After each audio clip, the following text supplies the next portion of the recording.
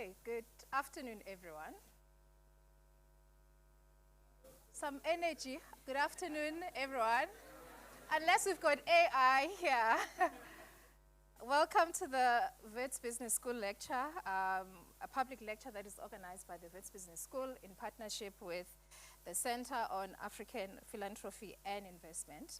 As you know, this lecture is really about the topical subject. Everyone is talking AI, right? And so really we are gathered here to really discuss its impact from a sustainable and development goals perspective, and just also looking at it from a global south perspective. So just like with any other household, ladies and gentlemen, we cannot, go on with the order of the day unless the head of the house comes and welcomes you formally.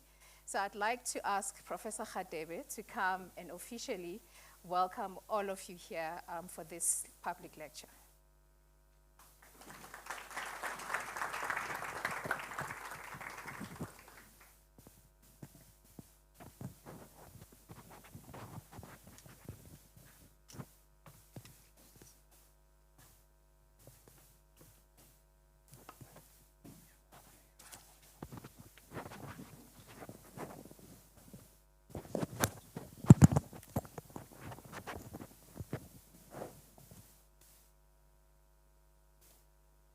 Let me also check. Good afternoon. No, it's still not yet strong. Good afternoon. Wow, thank you very much.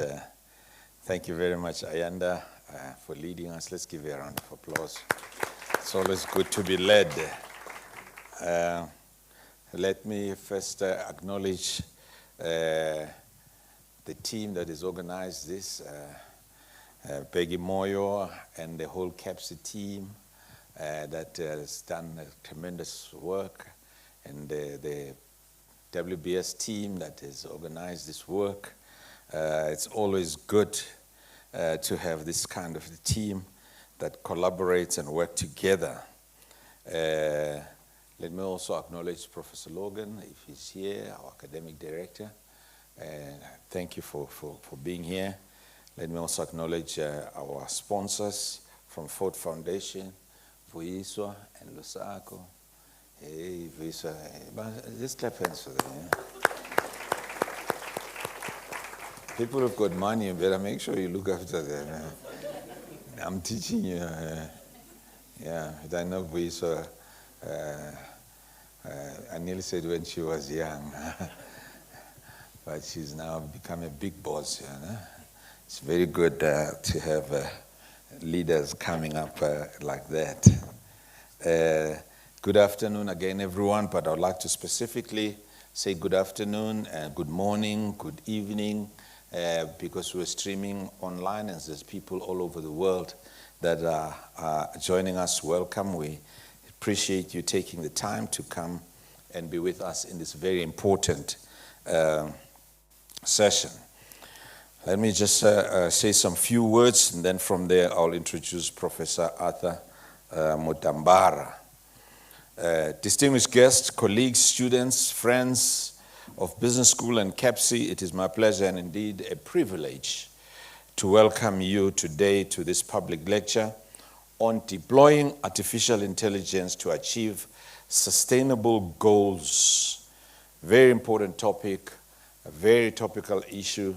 What we are doing here at Wits Business School is we're streamlining the teaching of SDGs, but not only that, and I always do that. Let me just double check here. How many know SDGs by heart?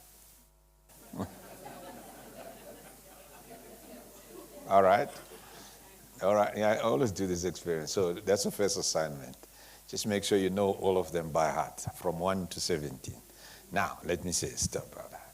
How many of you have chosen one or two and say, this is mine, resonate with my talents, my gift, my being, my purpose, and I want to live it out through my professional life and through my all other aspects of my life? How many of you have done that? Yeah, that's very encouraging. Very right. Let's clap hands for that. If you have never found your purpose in life and you've been struggling to find a purpose, just go and read SDGs. I promise you one of them would be your purpose. Mine is very clear, it's number 7. Clean and affordable energy. And I've dedicated my entire professional life in the energy sector because I'm living out this SDG.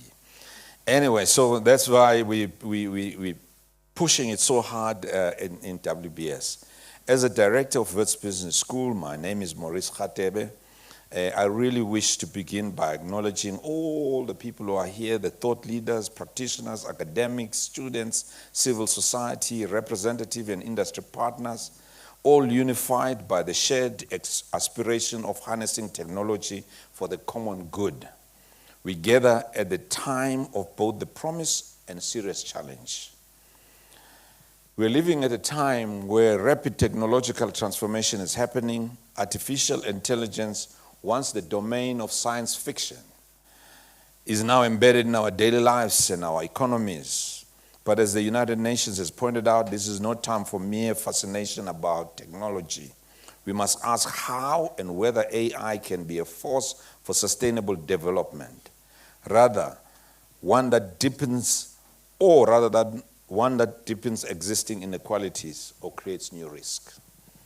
Ayanda is doing a research on this subject about whether AI will increase the divide between the rich and the poor. And the same like we talked about digital divide and then energy. I've been talking for years now about the energy divide. And so it's important that we talk about this. And so that's very, very important. The 17 Sustainable Development Goals adopted in 2015 are our collective blueprint for a just, peaceful, and thriving world by 2030, which is 5 years from now. So the question is whether we're going to be able to achieve it. Chances are that not, but let's not give up soon. Let's push as hard as we can. We'll review it in 2030. They address poverty, hunger, health, education, gender equality, decent work, climate action, and more. Today's reality is that progress is uneven. Many countries, including our own region, face structural obstacles. The question now before us, this session, can AI accelerate our progress towards these goals? If so, how? That's the real question. And that is why we've asked Professor Mutambara to come and ask and answer this question for us. Because there's a promise of AI for the SDGs. But what is that promise? How are we going to realize that promise? There's a potential. How are we going to make sure that that potential is kinetized into action and deliverables? So that's the question we're dealing with. I'm not an expert in it. That's why we've asked Professor Arthur Mutambara. Now let me introduce you. He's a very humble man. He said, please don't read this whole story about me. But because he's my friend, I know him for more than 25 years when we were all still young. We still had hair together. Now we've lost our hair. And I know him when he was still a very young, radical student. And then we also worked together in an organization called African Leadership Initiative. And we traveled the world studying leadership. But he's a professor and he's a director and a full professor of the University of Johannesburg, Institute for Future Knowledge in South Africa. You see, we collaborate with all other universities. Yeah? Somebody's going to ask me, no, we collaborate. We're working together very well. But he's also a head of Decentralized Artificial Intelligence and Control Systems Research Group. He was also a research scientist at National Aeronautics Space Administration. You know what's that? NASA. Those are the people who put the men on the moon. NASA. I visited NASA sometime and I saw the technology they used when they were putting the men on the moon in 1969. It's almost obsolete now. But he's an astronaut. This is a man of many, many talents. a visiting professor at MIT, a visiting research professor at Carnegie Mellon University's Robotics Institute, and in his academic research and teaching, he has received outstanding reviews, praise from students, peers worldwide. He said I shouldn't say that because then I'm setting him up. And then you guys are not going to give him a good review. But what is interesting is that having done all this engineering, science, and then he decided to go into politics. And if you remember very well, there was a time where Zimbabwe had the government of national unity like we have in South Africa. And there was a president, Mugabe, and the two deputy and the prime minister. And Professor Mutambara is a former deputy prime minister of Zimbabwe. He was one of the three principals who created and led the government of national unity in Zimbabwe from 2009 until 2013. So, ladies and gentlemen, welcome, Professor Mutambara.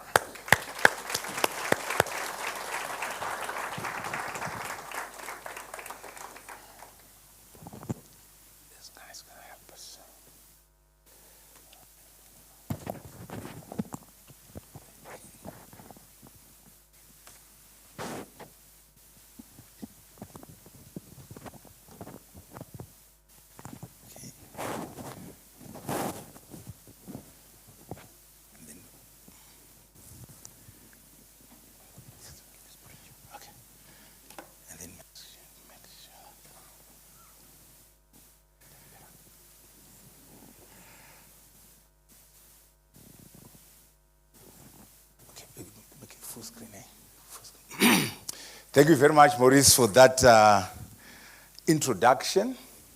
And I'm very grateful that you and CAPS and the business school invited me to speak today. And our discussion is about deploying artificial intelligence to achieve the UN SDGs. Three things that we hope to do today. We want to expand our knowledge of the SDGs. Number two, we want to expand our knowledge about AI. But more importantly, we want to be able to say, how can we use AI to achieve the SDGs? That's all we're hoping to do today. This work I'm presenting today is coming from the book I did, and the motivation is the same as this lecture. We are saying that let us link AI to human development. There's so many things that can be done using AI, but our motivation in this lecture is to say, can we link AI to human development? Can we use AI to drive human development and preserve the planet? And that's what I seek to present to you in this lecture. The motivation is to link AI to human development. But we must also understand what we mean by sustainable development. The aim is to balance economic growth, social inclusion, and environmental protection to ensure a prosperous future for all, ensuring that the needs of the present are met without compromising the ability of future generations to meet their own needs. That's what we mean by sustainable development.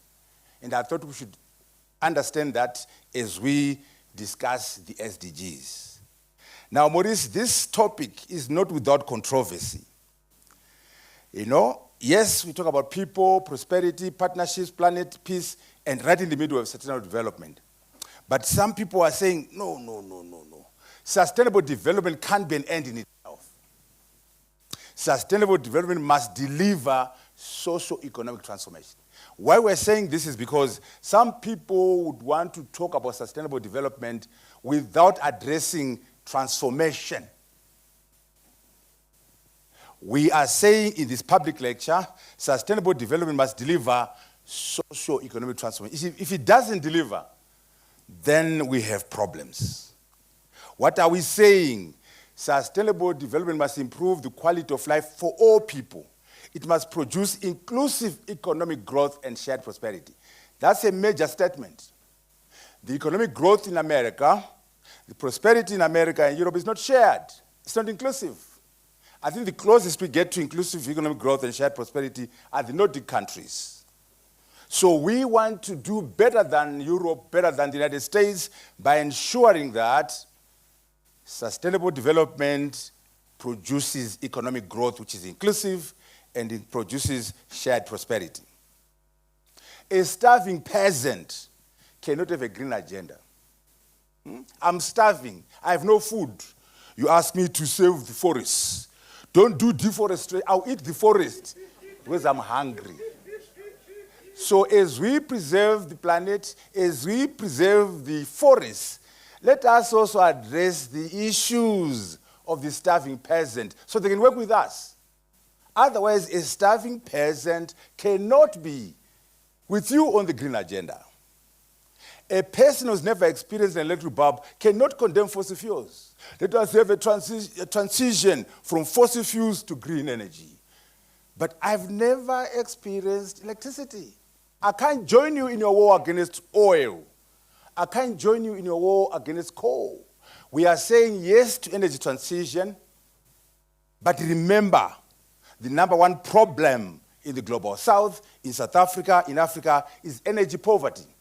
So yes to energy transition, as long as we are aware that our major challenge is energy poverty. If we can use green energy to solve energy poverty, we are together.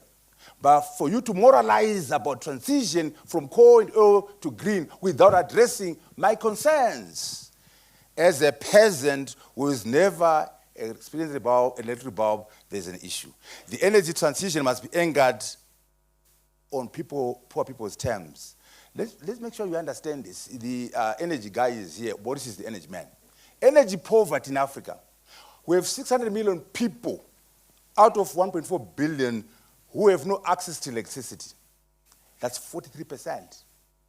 That's what we mean by energy poverty. So every time you have a conversation about energy transition, sustainable development, and all these things, you must always say, okay, but in Africa, there's a number one problem called energy poverty. Can we always do our transition, do our sustainable discussions, acknowledging that we have to solve this problem? Why would you want to ban coal and oil when you haven't solved this thing? We must address energy poverty. Now, general poverty. 500 million people out of 1.4 billion people live in extreme poverty, less than US $190 a day. That's 36% of Africans. So we're saying, as we talk about sustainable development, remember the contextual issues, energy poverty and general poverty. As long as you make sure that in your discussions, in your interventions, you are addressing the 43% of the people suffering from energy poverty and those from general poverty, then we are together. In this lecture, we're emphasizing that the African must set the terms of reference given his or her problems. President Museveni is a very interesting one also on this subject. He says, sometimes what you call sustainable development is actually sustainable underdevelopment. He says, and I quote, "I've never seen sustainable pregnancy.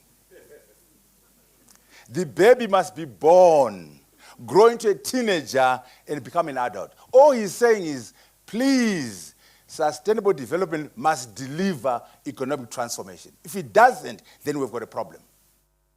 The baby must be born, grow into a teenager, and become an adult. Because if you are sustainably pregnant, you're going to die with the pregnancy, and the baby will die as well.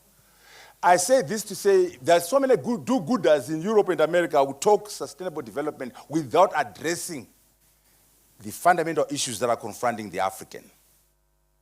Maurice has already spoken about the SDGs. There are 17 of them for the people and the planet. Interconnected, and were set up in 2015. We have 5 years to go. Poverty, hunger, these are the goals. And he's very correct. These goals are very exhaustive. If you go through them, you identify something that is close to your heart. No poverty, zero hunger, good health and well-being. It's so exhaustive, even if you're running a country. If you can get an answer to the 17, you already have your program for the country. Or if you're a political party trying to run for office, you could already have your manifesto. Reduced inequalities, gender justice, life on land, climate action. These are the goals. What we're saying in this lecture is to say, can we do something using AI in pursuit of these goals from 1 to 17? Using technology in general, and then specifically using AI. And you can put them into 3 categories: the social ones, the environment, and the economic. They're all related, but if you wanted to put them into buckets, you have a social bucket, environmental bucket, and economic. And the social ones are the ones that are so immediate: quality of education, poverty, hunger, good health and well-being, clean water and sanitation. But they're all important. But if you wanted to prioritize, you could say those are the critical ones, but they all affect each other. How can we use technology to achieve this? And how do we make sure that, since they're interconnected, we are effective in our application of technology? So we have 17 goals, 169 targets, 232 indicators, 195 countries. You see, normally it's 193, but we've put in the Vatican City as a country and Palestine. Given the genocide going on in Gaza, we also want them in Palestine to achieve the SDGs. So this is the framework, or the measurement framework, where you are saying the goals, the targets, the indicators, and the countries. For example, you can say our target is to say by 2030, eradicate extreme poverty for all people everywhere, measured as people living on less than $1.90 a day. That's your target. Your indicator, proportion of the population living below the international poverty line by sex, age, employment, geographic location. That's how you organize the SDGs, targets and indicators. Okay?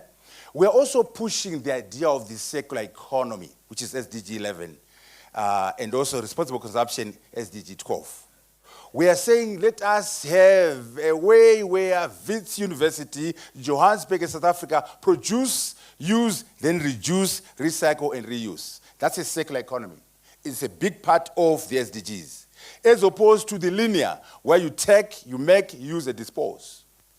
Can we, in our lives, pursue a circular economy?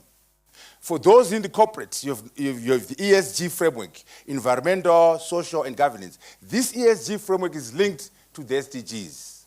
So how do we make sure that the ESGs framework and the SDGs are linked and that we can use AI to achieve them? As we do this, let us learn from the MDGs that ended in 2015 and also lessons so far from the SDGs. Also look at progress in the global north, and progress in the global south, and pick lessons from the different geographies. Right. We are in 2025. 5 years to reach 2030. Where are we? Professor Morris, how are we doing? We're at the business school. Are we passing? Are we doing all right? As humanity, 8 billion people, how are we doing? I'm sorry to announce, we've got a problem. 35%. We are at 35%, we're failing. In fact, that is we're actually pleasing ourselves. It's actually 18%. On track proper is 18%. Moderate progress, 17%. So put them together, we'll get 35%. And with 5 years to go after 10 years, remember 2015, we started. 10 years, we are at 35%. We are in trouble. Humanity is failing. That's why we're having this public lecture. Since we are failing as humanity, is there a way we can use technology to achieve these SDGs? Do we understand why we are failing? What are the broader interventions we should carry out? And specifically, can we use technology to assist ourselves? Here's the SDGs statement, Guterres. With just 5 years to reach the Sustainable Development Goals, we need to shift into overdrive. We are doing this public lecture to assist the SG in his movement into overdrive. We are saying, can we deploy AI to achieve the UN SDGs, to solve the problem of 35% where we're failing? And artificial intelligence is a tool we're proposing. When you say AI, briefly, we're talking about an algorithm, a computer system that performs tasks requiring human-like intelligence. Things that you take for granted: learning, problem solving, decision making. If we can have that in a software program, in a machine, with an AI system. In terms of classification, you have single task AI, which does one thing. Agentic AI, where you're building AI agents which are autonomous and make decisions and pursue various goals. Then you have generative AI. That is the big one. Most of the applications in education, in healthcare, in agriculture, in industry are coming from generative AI. It took off in the last 3 years. And so when you look at the applications of AI into the SDGs, the major driver is generative AI, where you have your ChatGPT-5, Gemini, Grok 4, and so on. That is the key driver. What do we mean by generative AI? This is an AI system that creates new content, novel ideas, creation of new images, music, text, new content, and new knowledge. That's what we mean by generative AI. We also have AGI. This one is not yet achieved. It's work in progress. As we apply AI to SDGs, let us know the whole framework of the possibilities. AGI is about a computer system or machine that will exhibit all human cognitive capabilities: reasoning, problem solving, creativity, and social skills. Just like you, all your abilities in a machine. Not yet done, but work in progress. It gets even more interesting: superintelligence. Now we are talking about a computer system or an algorithm or a robot whose capabilities surpasses the brightest person in every intellectual task. Reasoning, problem solving, creativity, and social skills. This is what we mean by superintelligence. An AI system that is smarter than Einstein and Newton in terms of IQ. Smarter than Elon Musk and Gates put together. And this leads to AI self-improvement and predictability. We have not done this yet. You can say, why are they doing this? Why can't they stop it? Why are they playing God? Because of geopolitical contestation. China and America are competing on who's going to get to superintelligence first. You know why? Whoever gets it first, right now China and America are kind of even. Nuclear weapons, economy, they're kind of even. Whoever gets superintelligence first, they're in a class of their own. It's a step function. If the Chinese do it, they'll be here, America down there. If the Americans do it, so they won't stop because they're competing and using this stuff in the army. We now have autonomous weapon systems where the drone decides who is the enemy, where the drone decides where to fire. Drones decide when to stop firing. It gets worse. We now have autonomous nuclear weapon systems on the horizon.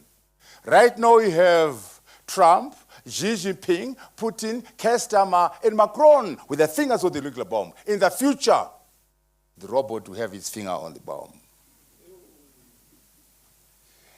You can say, oh no, we should never allow that. We always have a person in the loop. The Americans and the Europeans have already agreed they will never allow that. The Chinese are just smiling. Go ahead and agree. We are fighting in Gaza, we're fighting in Ukraine. Why should we agree with you?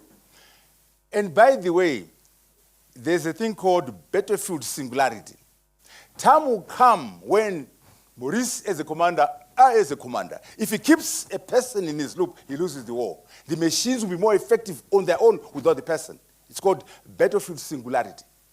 So if you are sentimental and say, I want a person in the loop, and I'm not sentimental, I allow the machines to do it, I will defeat you. It's not yet achieved. But when we reach that stage, it's called battlefield singularity, where the machines are better at war alone without you foolish human beings. You'll be bringing them backwards. We're not there yet. I'm explaining why people won't stop this stuff.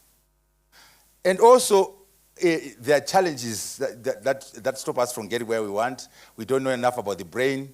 And also we must understand AI classified. This is important. I know we're coming from different fields.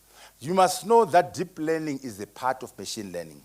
You must know that machine learning is a part of AI. For example, you can't say, I'm going to South Africa in Durban. I'm going to South Africa, in particular, Durban. Because Durban is in South Africa. So don't say, at this, we are doing AI and machine learning. You are doing, we're doing AI, in particular, machine learning. We're doing machine learning, in particular, deep learning. Please just understand so you can speak intelligently about AI. This applies to neural networks and all these things. Okay? So Grok 4, a lesson from Grok 4. Grok 4 was done in August by Elon Musk. For those who follow Twitter, Elon Musk and Trump were fighting. They were insulting each other on Twitter. And then Elon Musk produced Grok 4. If it was Africa, they would have said, I don't want to see that product. But Trump and the Defense Department said, look, this product is good for the country.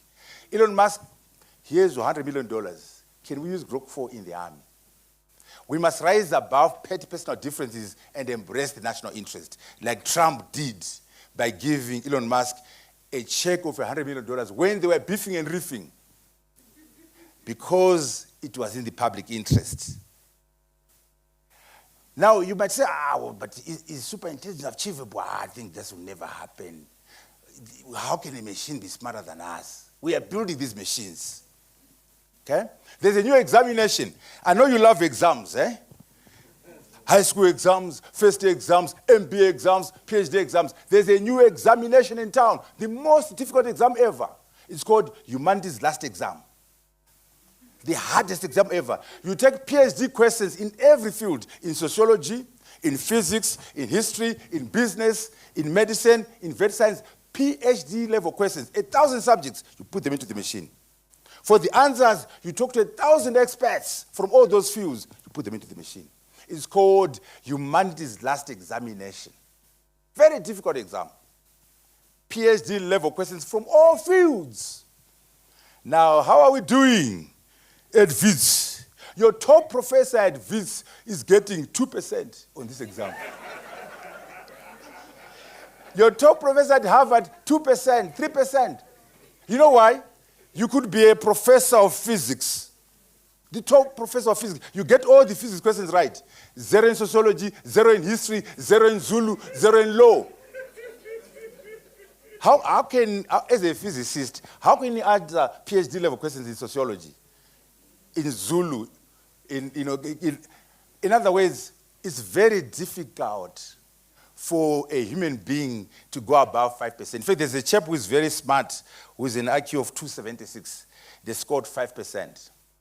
But all those professors from MIT, Harvard, 3%, 1%. How are the machines doing? Grok 4, 44%. So the machine is 10 times smarter than the smartest person. 10 times. On that narrow definition of intelligence, examination, examination, which you love very much, exam, you are being beaten by the machine. All of you, 8 billion people. 10 times smarter than the smartest individual. We are saying superintelligence is almost here. I know intelligence is more than exam, but in that narrow area, the machine is already ahead of us.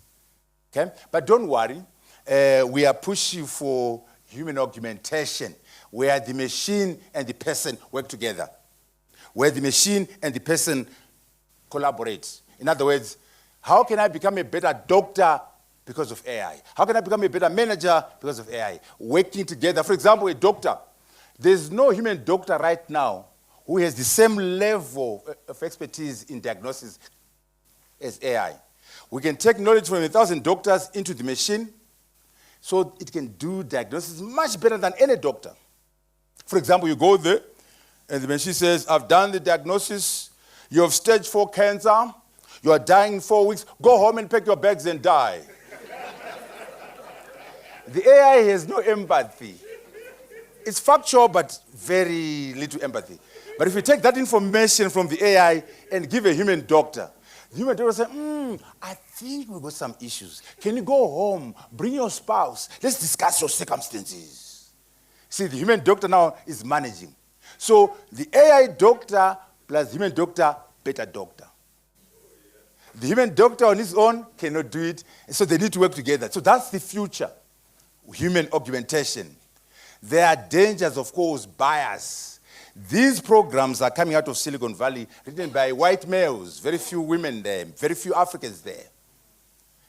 There's bias. There's issue of security. There's issue around jobs. There's ethical misuse. AI is there's bad actors. I'm a thief. That's what I do for a living. I'll use AI to rob the bank. You know, why AI is a bit tricky. Nuclear weapons, we've not had a single thief who has managed to build a nuclear weapon, or a terrorist. The real, not us when we're freedom fighters, but the real terrorists have not done this. Because you need to understand nuclear physics, you need, But AI now, you just need a good brain and connectivity. So it's very easy for AI to be in the hands of bad actors. And of course, hallucinations. You know, if you are not careful, you get wrong answers and fictitious references from AI. But when this happens to you, actually, you don't know how to use AI. But it will happen to you. The danger of the poor become poorer, the rich richer, the widening of global inequality. Data colonialism. You are on Twitter, you are on Facebook, you are using Microsoft. Who owns that data? They own it. And they can monetize it without giving a penny. They can weaponize it against you. So there's a danger of data colonialism, digital imperialism, AI colonialism, and AI imperialism.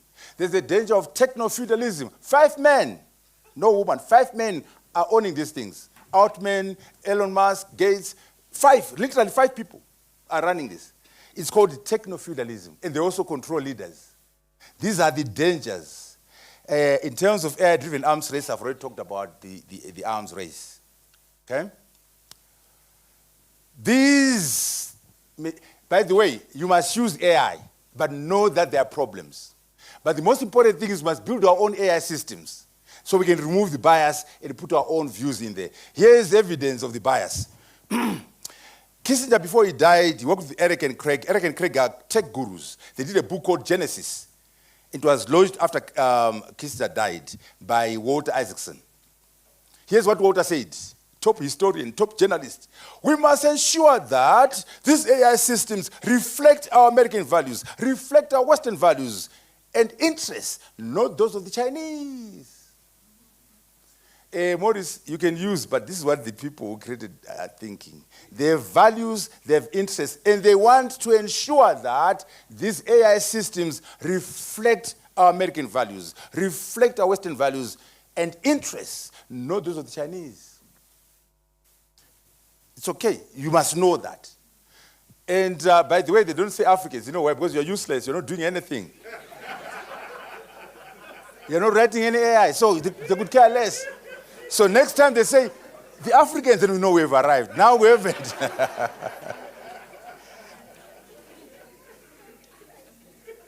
What about the Chinese? Are they Father Christmas? Our all-weather friends, are they the nice ones? Are you sure? Certainly not. Tonight, go to DeepSeek R1. This is the Chinese version of ChatGPT. Go and ask it. Can you explain what happened at Time and Square and the reasons behind it? For those who are young here, in 1989, the Chinese used tanks to crush students. Tanks crush students at Time and Square. I know it very well because I was also locked up during 1989 by Robert Mugabe next door. So I was inside, and those guys were being hit by tanks. So I remember very well. So when you ask it, the Chinese product, can you explain what happened at Time and Square and the reasons behind it? It will say, I'm sorry, I cannot answer that question. I'm an AI assistant designed to provide helpful and harmless responses. So your Chinese friends do not want you to discuss their bad history. So they've stopped their own AI system to entertain your curious minds. I'm not blaming them. Do your own AI systems. And put in your own values. Ubuntu. I am because we are. We are because I am. Mundu muntu ngebantu. In the machine. In other words, the answer is not to, to also be producers of AI systems. Because everyone is looking after their interests. There's serious competition, in particular US and China. AI affects geopolitics, geopolitics affects AI. Listen what the Secretary of Commerce is saying. This is the American Secretary of State. We don't sell them our best stuff, not our second best stuff, not even our third best. Talking about selling the AI products to the Chinese. Beijing acted by discouraging its people from buying NVIDIA chips.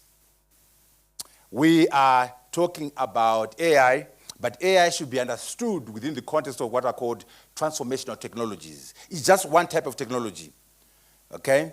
And transformational technologies are technologies that have systemic impact, long-term shifts, like fire, wheel, steam engine, and today, these are the technologies. So as you use AI to achieve the SDGs, remember, it's part of a broader spectrum of technologies. Big data, cybersecurity, blockchain, battery energy storage systems. All these technologies work together. Synthetic biology, quantum computing. You must understand AI as part of a group of technologies. It is the key one, but there are many other things going on. Okay? Why do we call it a revolution? AI revolution. Why is it called a revolution? Because it is affecting every sector. The impact of AI is comparable to transformational technologies such as the invention of fire.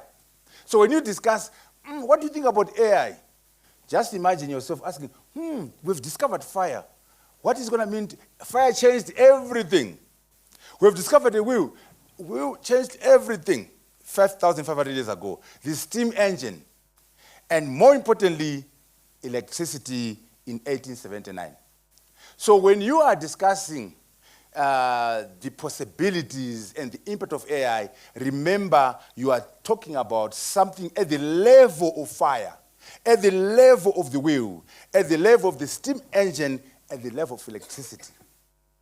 This thing affects every sector. It's just like electricity. Okay? Last year, 2 Nobel Prizes, all of them came from AI. The Nobel Prize in Physics, AI. Nobel Prize in Chemistry, AI.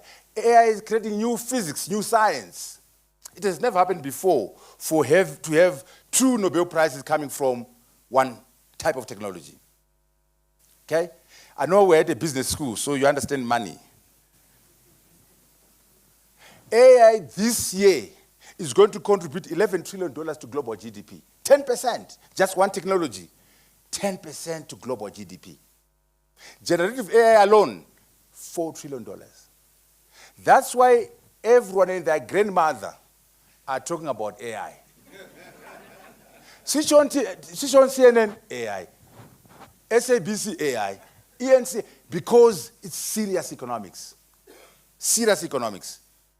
So that you understand, we're saying that generative AI, a type of AI, is equivalent to the Japanese economy.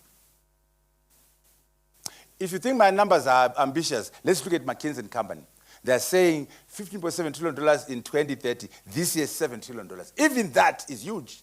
It's double our collective GDP as Africans. See? Now, here's the question. When they ask you, what is the driving force that is making AI such an economic driver? One word, productivity. One word, productivity. AI has a staggering impact on productivity. Productivity per person has shot up. It is a productivity multiplier. It's an escalator of productivity. Last week, we were producing 1,000 cars. This week, 20,000 because of AI. Last week, we were producing 1,000 phones. This week, 50,000. A factor of 20, a factor of 50. This is the reason why AI is such a big deal. It's driving productivity by factors of 20, 50. If you want more explanations, you can say escalation of productivity, enhanced efficiency, cost savings, and increased innovation. These are the drivers of AI. What we are saying is, why can't we use these to drive the SDGs? Why don't we use these to move people out of poverty? I know others are using this to build weapons and so on, but we have an agenda around energy poverty. We have an agenda around poverty in general. Goldman Sachs, the top financial consulting firm in the world, what are they saying? Work that used to take 6 people in multiple weeks is now done in minutes using AI. Their work is complicated, but it's been done in minutes, where they used to have 6 people in 4 weeks. It's done in minutes. This is the scale of the AI driving productivity. Okay? Here's a summarized thing we need to do. Although AI has challenges that I've talked about, let us adopt and deploy them. The programs from China, the programs from Silicon Valley, let's use them, is number one. But the most important thing is, let us create and produce AI systems ourselves as Africans, as South Africans, as Global South. But more importantly, number 3, that's the hardest, Maurice, fabricating the hardware. You know, AI does not run on water or air. It runs on hardware, chips, GPUs, CPUs, NPUs. When you say I'm on cloud, it means the machine is a physical value. There's a physical plant somewhere. There's no cloud there. Why don't we also own the things driving the cloud? Hardware, hardware, hardware. The chips that power AI. If we're going to benefit, if we're going to solve SDGs, we must use AI. That's fine. We must build AI systems. Number 3, we must also participate in the hardware that drives AI. Right now, it's dominated by Taiwan Semiconductor Manufacturing Company. They do the fabrications, that the key company in the world. Then in terms of AI, NVIDIA. They don't do AI, it's just hardware only. Last week, 29 October, they crossed the $5 trillion mark. They're the biggest company in the world for the past 2 years, I think. Ahead of Microsoft, ahead of Apple. Last week, they hit 5. All they do, people, is the hardware, the chips. And guess what? These chips are made from critical minerals, from rare earth minerals, from South Africa, from the DRC, from Zimbabwe, from Ghana. Why don't we bargain and say, hey, NVIDIA, you are using our minerals. Can we talk and have a piece of the pie? But in a clever way, not the way DRC and Rwanda did to Trump, like little boys. You give all the raw materials. We must go as one Africa. 1.4 billion people, collective GDP, $3.4 trillion. All our minerals, our diamonds, our gold, our critical minerals, our rare earth, under one command. Under one command. Mr. Trump will give you a better deal. When you go there as 1.4 billion people, $3.4 trillion GDP, and all these minerals in the DRC, South Africa, and Ghana, and Zimbabwe, under one command. We can bargain and have a piece of that pie.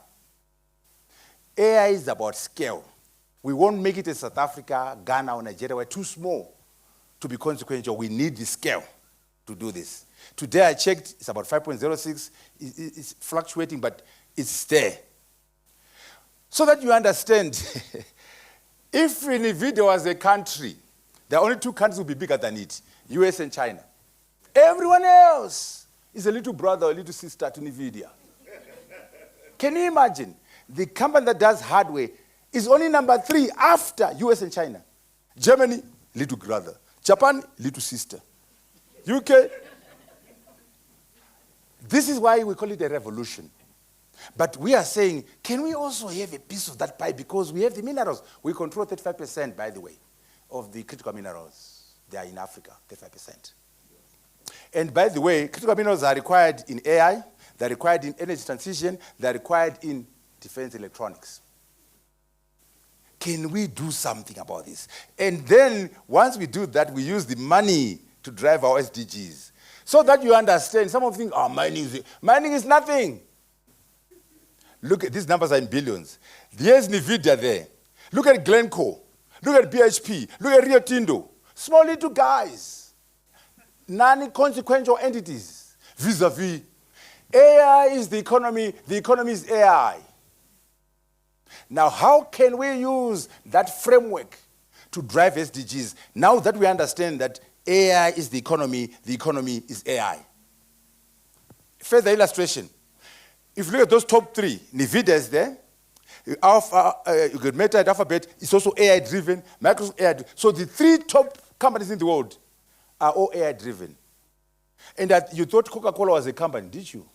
McDonald's, Comcast, GM, Ford, you thought those were consequential. They're nothing. Can you see? So all we are dramatizing is that AI is the economy is there. So given that framework, why can't we use AI to solve poverty, to solve energy poverty, to improve the quality of life of our people? Because we can't do it using mining or Coca-Cola. Okay, from last week when it was 4.63, all the banks in America, all of them put together are smaller than NVIDIA. JP Morgan, Bank of America, Morgan Stanley, they're smaller than one little guy. The guy does hardware. I'm saying that let us use AI. Remember, number one, use AI.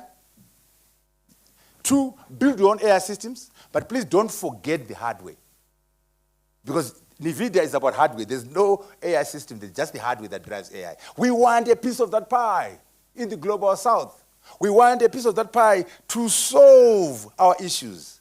Here's what Jen Singh, the head of NVIDIA, says. AI will create more millionaires in the next 5 years than the internet did in 20 years.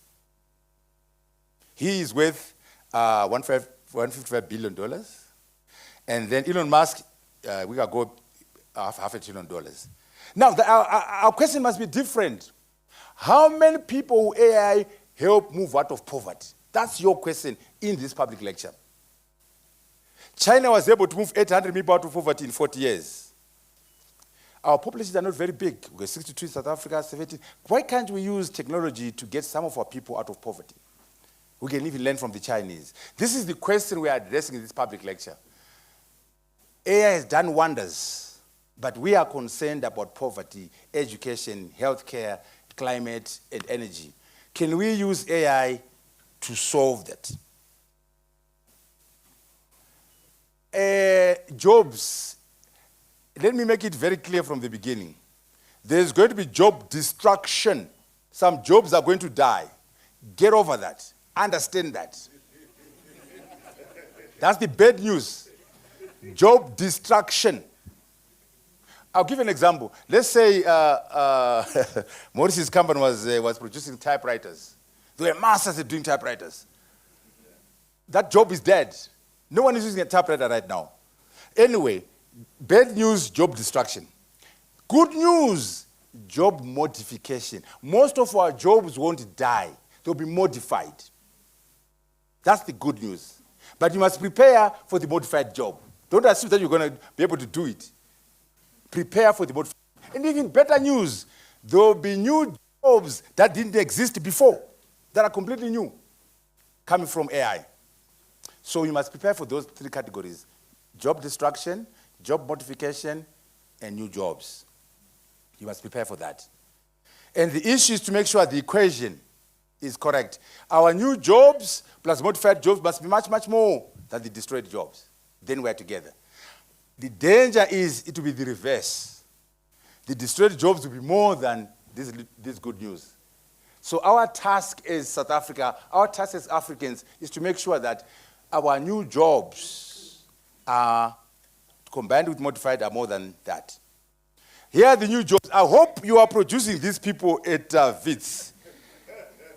Dean, tell us, data scientists, machine learning engineers, AI software engineers, AI domain experts. These are the new jobs, an AI prompt engineer. Are we producing this at Wits? Huh?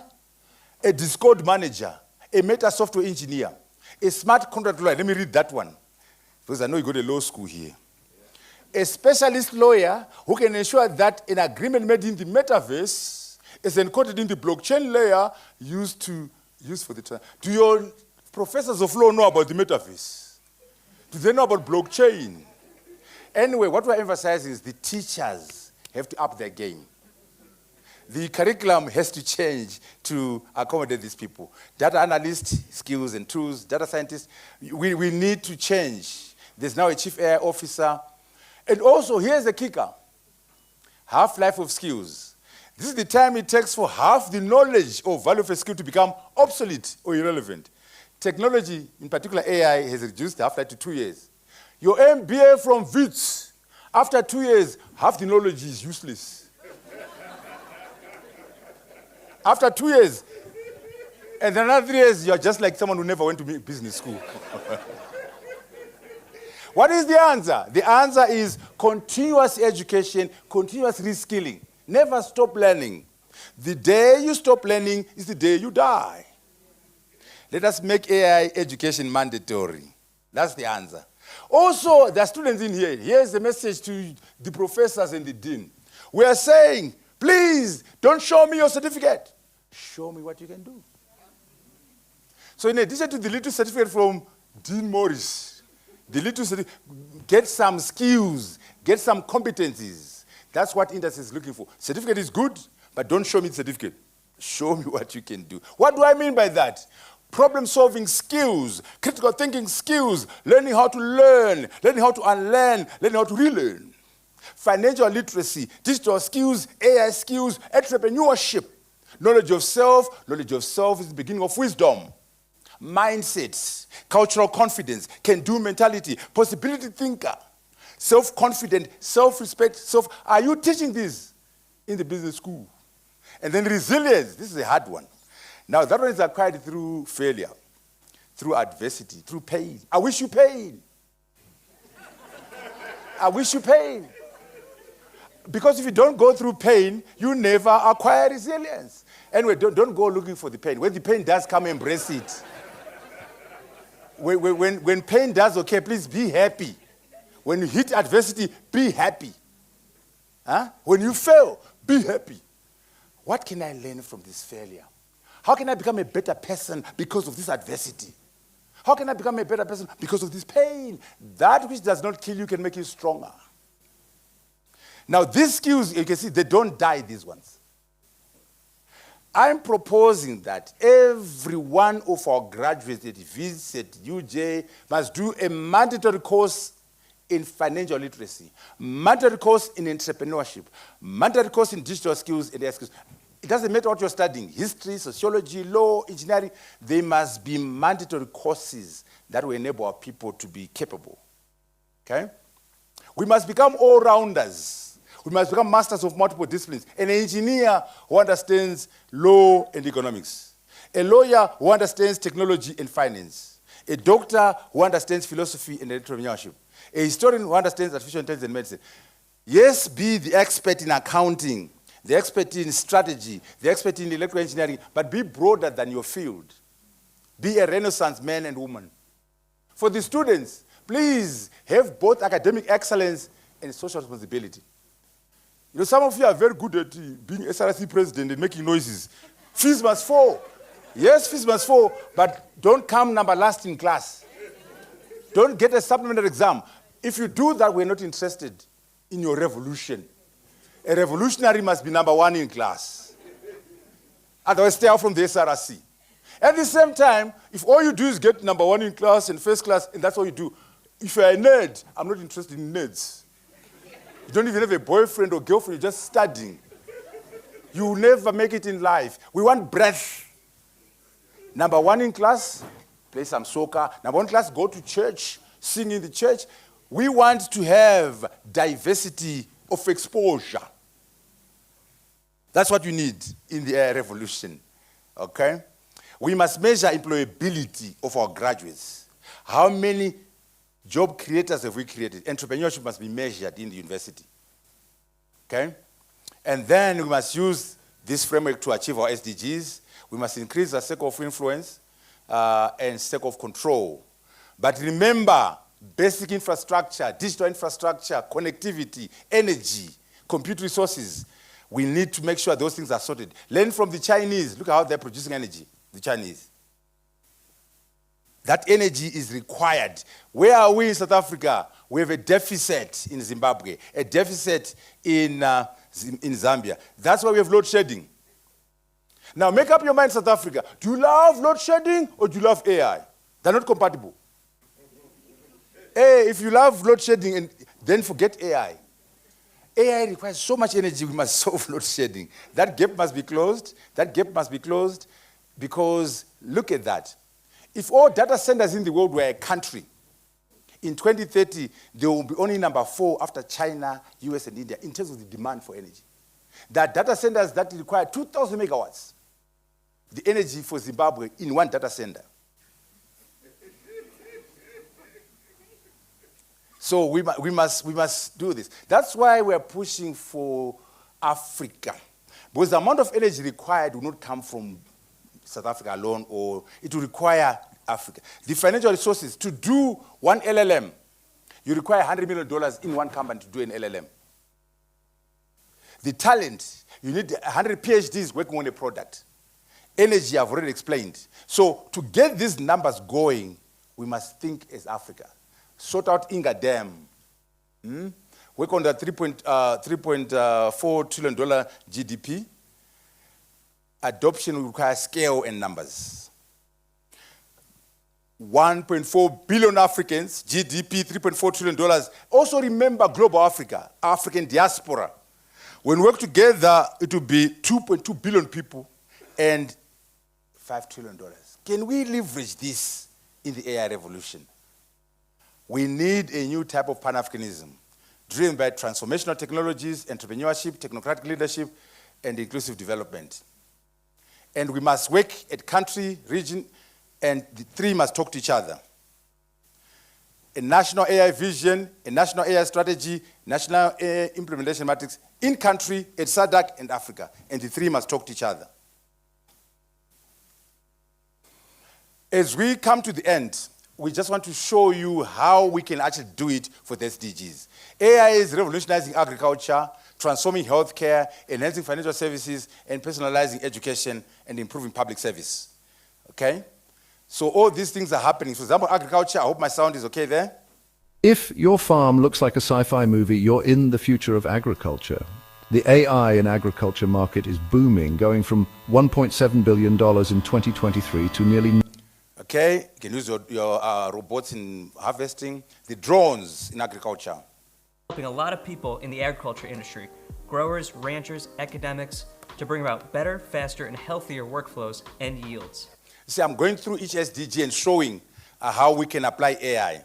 But again, just to make sure you remember, the same drones are also Little is known about the event, except that Israel used the swarm attack to strike dozens of targets, together with other missiles and munitions.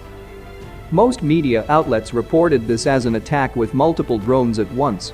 But military experts believe that this was a true drone swarm attack, meaning that the drones communicated and collaborated in making AI is a double-edged sword.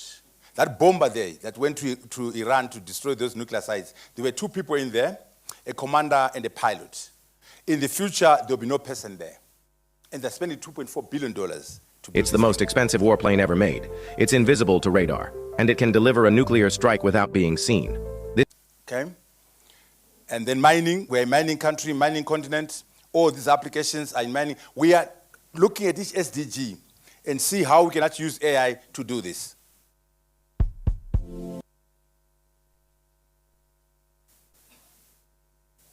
Okay, infrastructure, smart traffic management, predictive maintenance, automated construction. 157 kilometers of highway, 10 AI-powered machines, human supervisors watching from control rooms. China just achieved the world's first semi-autonomous paving operation, and the implications are massive. The machines made thousands of decisions independently, while humans monitored every move. The machines arrived at dawn on the Beijing, Hong Kong, Macau. Okay, you can use the drones for building.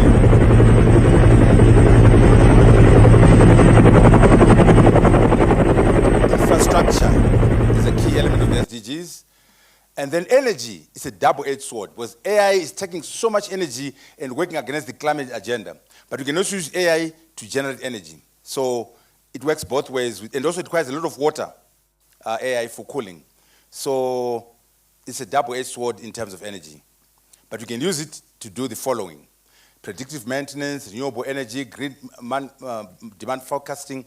The applications of AI on SDG number 7. Applications of artificial intelligence and machine learning for power generation. Hello, and welcome back to our channel. Today, we will discuss an exciting topic: applications of artificial intelligence and machine learning for power generation. With the world's increasing demand for energy, the power generation industry is constantly looking for innovative ways to improve efficiency, reduce costs, and minimize environmental impact. AI and machine learning are offering new possibilities to achieve these goals. Okay, in particular, renewable energy. Artificial intelligence is revolutionizing the renewable energy sector in incredible ways. Imagine using AI for predictive maintenance, analyzing data from wind turbines or solar panels to foresee issues before they happen, saving time and money.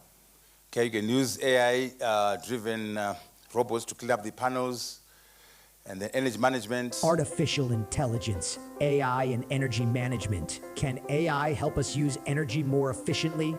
Okay, health, so many applications in the health sector.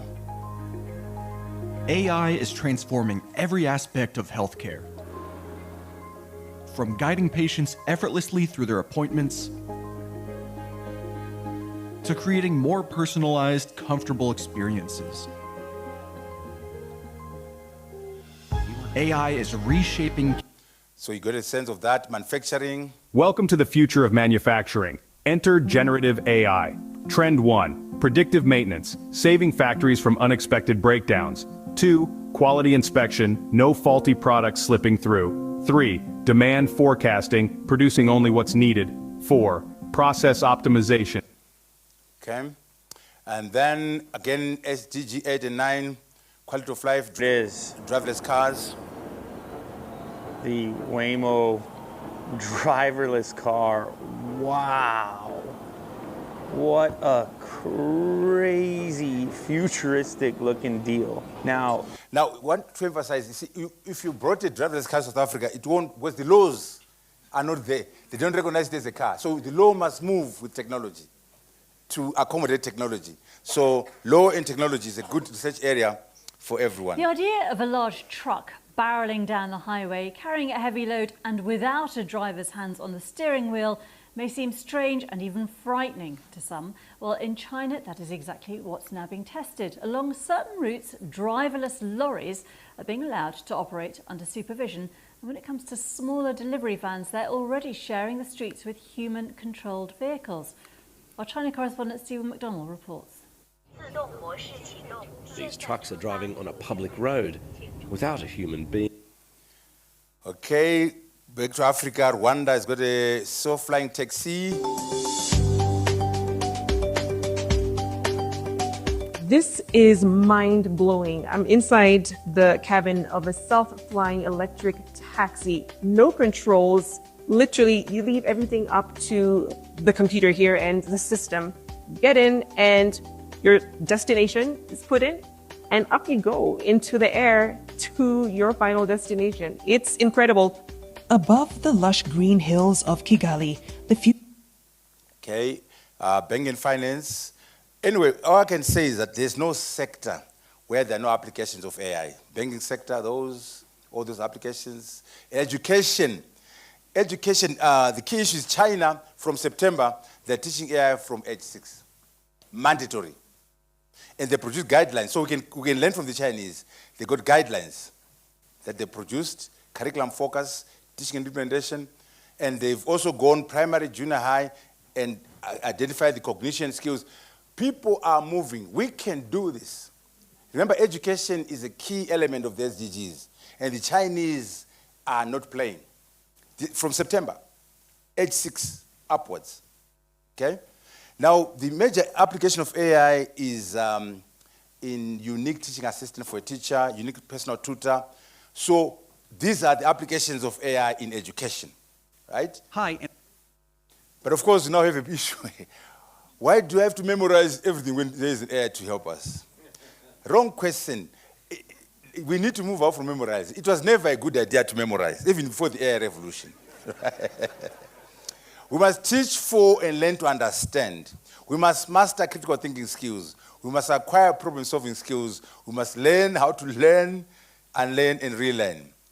But there's a problem. Research from MIT is showing that excessive use of AI tools is leading to the loss of critical thinking. We have to do things differently. You can't ban AI, by the way. Please. UCT has done a very good thing. They said we're no longer going to check for AI.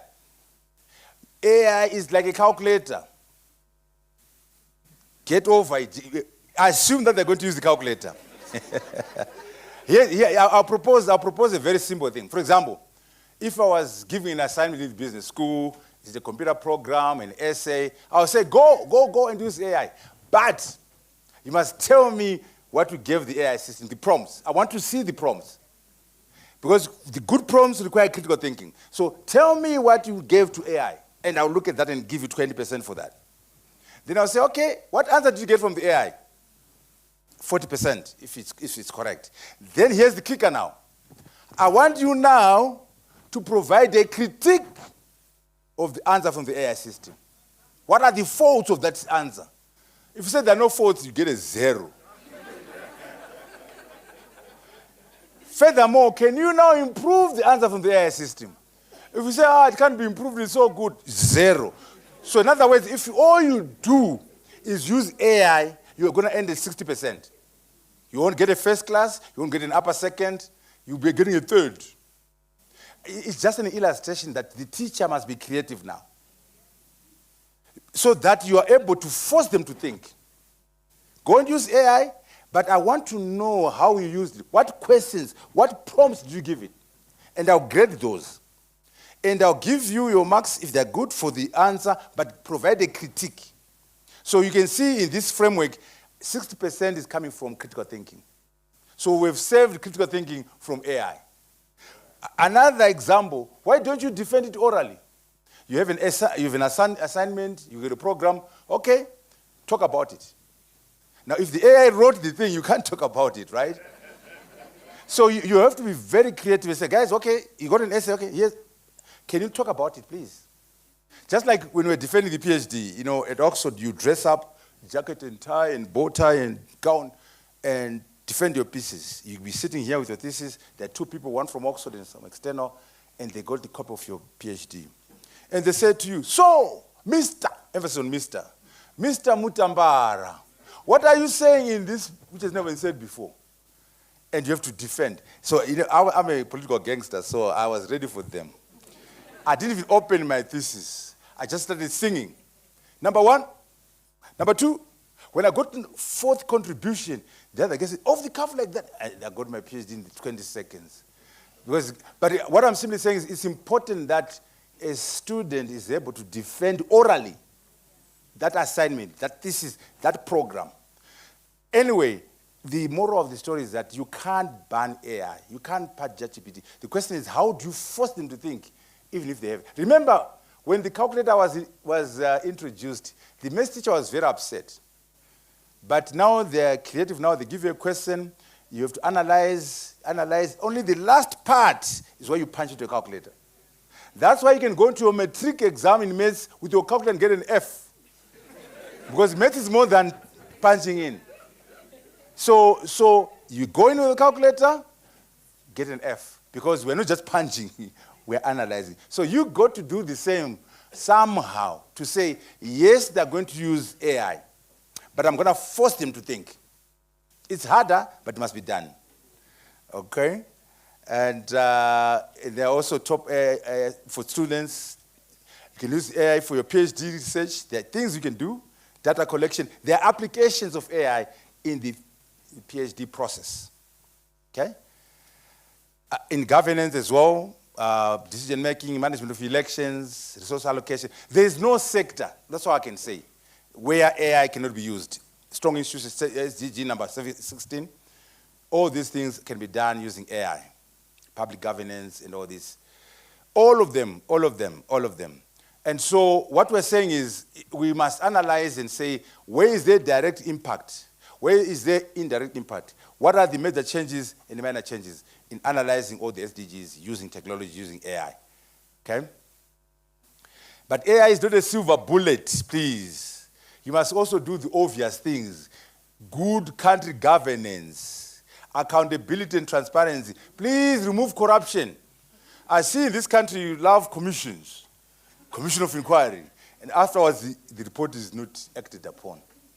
In other countries like Zimbabwe, they don't even set a commission, they just ignore it. There's a scandal, you talk, then nothing happens. South Africa, commission, after commission, nothing's done. China, they will shoot you.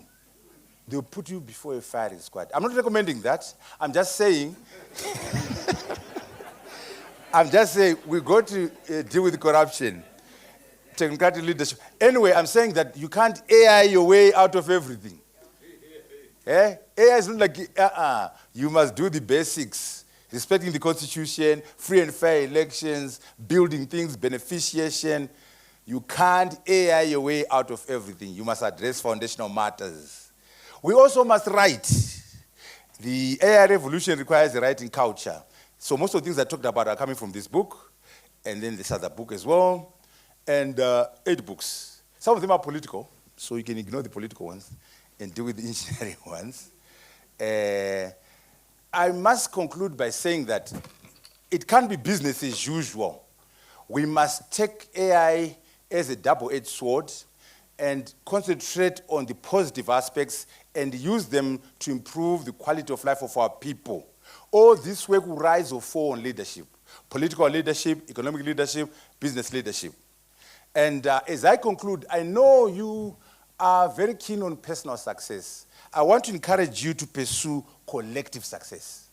In other words, South Africa must succeed. Africa must succeed. You'll be judged by the success or lack of it of South Africa. You'll be judged by the success or lack of it of Africa. Get it from me. When I used to work with Morris here, I used to go to World Economic Forum, and I used to talk loud there. And they were like, oh, Mutambara, very interesting. Where are you from? Then I refused to answer. I tell them, I'm coming out from MIT, Oxford, Rhodes Scholars. No. Which country? I refuse to answer. Then I get tired. Then I say, I'm from Zimbabwe. And they're like, oh, come on, Mutambara. If you're that smart, how come your country is messed up? If you're that smart, how come there's cholera in Harare? No, Mutambara. You're no rock star. You see, my superstardom, my rock star status is undermined by the bankrupts of my country. So, no, Maurice. You are no superstar. Until South Africa is a superstar economy. I thank you very much.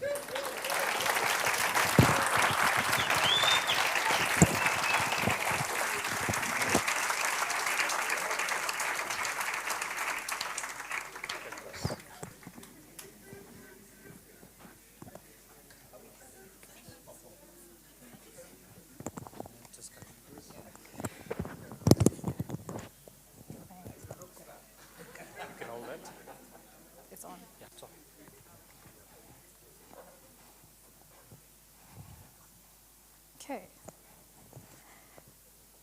All right. Thank you, Prof, for a very thought-provoking presentation. Just a few questions in leading the discussion. Do we have an AI problem or an African problem? We've got both problems. The African problem is that we are not united. We don't understand the importance of unity. This is coming from 1957, from 1963. You know, Nkrumah was saying the independence of Ghana is meaningless unless it is linked to the independence of the rest of the African continent. Close quote. We as Ghanaians are prepared to surrender our sovereignty in part or in total in pursuit of African unity. This is 60 years ago, 70 years ago, and we have not learned from that. This revolution we're talking about demands scale, demands us working together. That's the African problem. The AI problem is that AI is a double-edged sword. It can be used to destroy lives. It can be used to undermine economies, to undermine people, but it can also be used for growth. So it's an AI problem and an African problem, but I think we can solve both. In addressing? Yes, AI. yes. I mean, earlier on you spoke about how we are 35%, Yes. or actually 17%. Yeah, actually 18. How do we leapfrog, given the challenges with digital infrastructure and the fact that AI demands and requires the infrastructure? You see, that's why I am doing this public lecture, because I'm worried that if there are 5 years to go and we're at 35%, it is hardly possible that we'll get to 100% in 5 years. But if we say, number one, can we understand why we're not succeeding? Address that issue. Number two, what are the broad interventions we can carry out to push achievement? Number three, can we use technology in general, renewable energy, quantum computing, all these other, technology in general? And then lastly, can we use AI to force achievement, which is what I was trying to address here. So it's a tall order, but we need all hands on deck. In particular, us in the Global South, in Africa, who are victims of poverty, hunger, and lack of energy. So it can be done, but it is all hands on deck. The infrastructure issues? That's a major problem. You can't have AI without digital. AI sits on top of digital. So digital infrastructure, connectivity, the devices themselves, comms. So we need to build the infrastructure that is required for AI. Energy. You can't do AI without energy. You can do number one, which is using AI and so on, but when it comes to building your own AI systems, to build an LLM, you need a lot of energy. That's why some companies now are building their own nuclear power plants. Can you imagine a private company building a nuclear power plant to run AI? So you're very correct. We must address the constraints around infrastructure, the constraints around energy, and also the constraints on cash. The cash, I mean, $100 million for one product, $100 million. And then talent in one firm, 100 PhDs working on one product. We can't have that from South Africa or Nigeria. But if we work together, maybe we can get the energy. If we get Inga going, we can get our talent together and move. We can have our cash working. The problem is that we are so focused on national. Here's the challenge to all of you. You must be able to say, I'm an African first, a citizen of SADC second, South African third. I know you don't like that. You love your country, don't you? I'm an African first, a citizen of ECOWAS second, Nigerian third. If we can't say that, we got a problem. Whose borders are they anyway? And also remember, there's no such thing as a free lunch. The worst war the Americans fought was the Civil War. More people died in the Civil War than in the First and Second World War, Americans. So the Americans bled to have United States of America. The governor of California would love to go to the UN and become president of California, speaking to the world. The governor of Georgia would love to go to the UN and speak as president of Georgia, but they gave up on all those things to get the United States of America. 1.4 billion. Why do you need 55 leaders? You Africans, why? 55 leaders. Really? And the problem is that, Maurice, we pay lip service to unity. Do you know when we are successful, when we have the United States of Africa, there'll be one president, maybe from Mali. Ramaphosa will be Minister of Agriculture for the continent. Mnangagwa will be Minister of the Youth in Africa. Mutharika will be Minister of Tourism. These leaders, lady, they are not. They want to be president of starving people. Shame on you, African leaders. Shame on you. So, Prof, if I understand you well, we need to get the basics right first, so that we can then leapfrog in this era. And this then brings me to, we spoke about infrastructure and the challenges. You spoke about digital feudalism. Or we can look at, yes, tech, but also from a digital colonialism perspective, right? How do we then control the infrastructure, given how the digital economy is structured? We are consumers, we are colonized, though we don't want to admit, but it's a fact. So how do we address those issues? So it's kind of looking at both vertical as well as horizontal. Yeah, it's a very good question. But let me speak on leapfrogging as a concept. When you see these things, don't assume, oh, these things are so advanced. That's for Japan, that's for New York, that's for London. Not necessarily. Let's go back to mobile telephony. When mobile telephone came through, we had no physical landlines. We had no access to brick and mortar banking. What did we do? We moved from no communication to mobile communication. What did we do? We moved from no banking to mobile banking. When I say Mupesa, when I say EcoCash, there's nothing in Japan, there's nothing in America that is as good as Mupesa or EcoCash.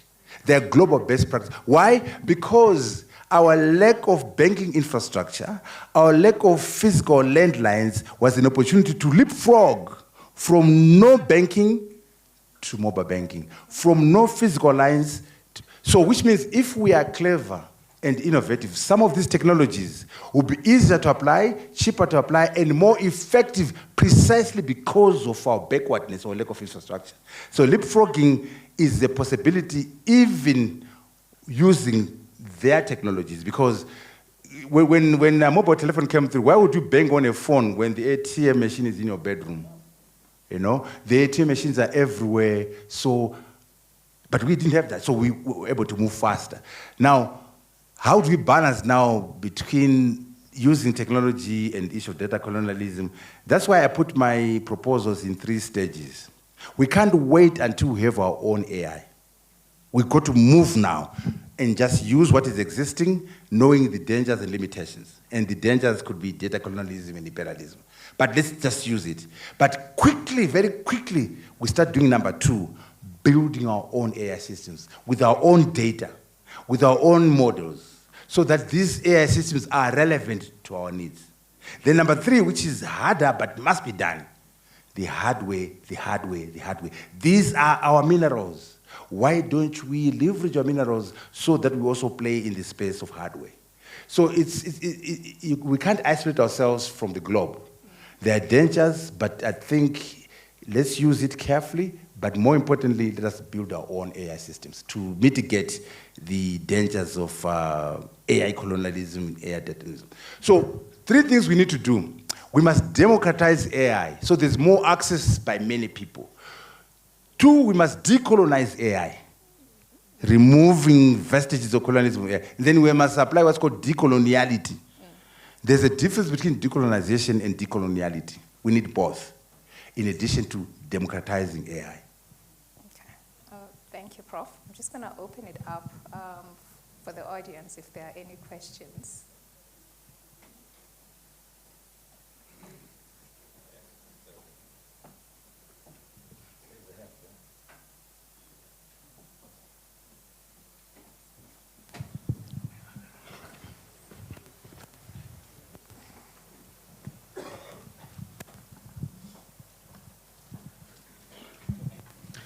Good afternoon, everybody. My name is Joash Paul. I'm from Wits's Kazam department and 10X Africa. Firstly, I want to say what a phenomenal lecture you've given us here today, Prof. And then secondly, you spoke a lot about the physical limitations, as in the hardware limitations. But also when it comes to training AI models and stuff like that, there's a lot of data limitations for Africa because these models require vast amounts of data, and quite simply that data doesn't exist for Africa because we don't have digital systems in place to collect that data. I mean, if I want to build an LLM in, say, Zulu, for example, that data simply doesn't exist for me to feed that all into the neural net for the transformer. What are your thoughts on that, Prof? Very important. Data. Without data, there's no AI. So in addition to an AI strategy, you need a data strategy. Data harvesting, data curation, data storage, data structuring. So it's a major issue. Because remember, AI has taken off in the last 3-4 years because of two things. Ubiquitous nature of data, so much data. And number two, computational power. So there are two drivers. And in Africa, we're missing both. The data, as you've explained, and the compute resources are also missing. Those two are what has driven AI. So we need to work very actively to harvest data, our data. After harvesting it, we curate it. Because some of the data will be unstructured. You curate the data, then you structure it and you store it. Then you can use that data, massive amounts of data, to do the training. So I agree, we need a data strategy to address that inadequacy. But of course, at the same time, we need the compute resources. Strive Masiwa and his company called Cassava are working with NVIDIA to bring the GPUs into South Africa, into Kenya, into Ghana, Nigeria, and Egypt. That's commendable, but we want to also be involved in the economics of the GPUs, the designing and the programming of the GPUs. But it's a commendable effort to bring the hardware in, but if we don't address the data, then we have issues. Then the talent is also important. The Chinese are producing 1.4 million engineers a year. 1.4 million engineers a year. And the Americans, 100,000. The Chinese, we can learn a lot from them on everything. You know, right now, EVs, electric vehicles, 7% of the world's EVs are coming from China. 80% of the solar panels, China. 43% of the patents, China. So let us learn from India, from Singapore, from China. In the book that I did on the Global South, I have 10 case studies. I look at South Africa, Rwanda, Kenya, Mauritius, and Zimbabwe. Then I look at Singapore, Malaysia, UAE, India, and China. In Africa, just so you know, Rwanda is #1 in terms of thought leadership. South Africa, you're a distant third, according to me. You got a big economy, you got lots of muscle, but your thought leadership is third. #1 is Rwanda, #2 is Kenya. AI vision, AI strategy, AI implementation matrix, they've moved. They might not have the money, but the thinking is ahead. UAE is very interesting, that the first one that came up with a minister of AI. Most of these places, AI is like in ICT. AI should stand on its own and have a minister who goes to cabinet to discuss AI and nothing else. Now in the world, about 4 or 5 countries are doing that, but UAE was the first one to do that. So data, data, data. Without data, there's no AI.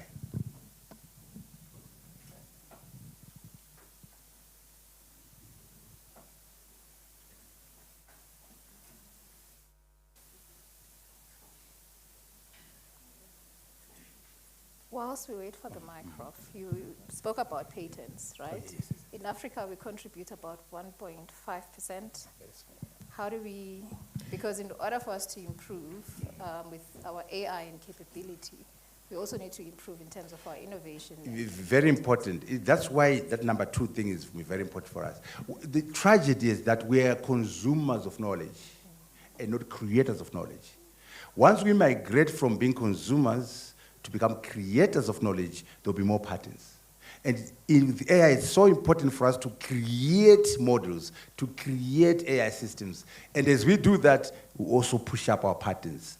But traditionally, we've always focused on consuming knowledge from the global north, from China, but just consuming knowledge. We can't. We must become creators of knowledge. I think they're ready there. Yeah, thank you so much for a wonderful presentation. My name is Pet Sai. I'm from the Demography and Population Studies Department, Wits. I was interested when you were showing the videos of all the sectors that AI is being applied in. But I want to step a little bit back from the technical aspects of implementation of AI and look at what is the Achilles heel for Africa. In my opinion, that has been the politics of T-shirts and noise. And my question is, how can we leverage AI to eliminate that kind of politics? Because for the past 50, 60 years in Africa, the way we've exercised democracy or lack of it has been a process of exchange of flattery and votes. And that cycle continues on and on.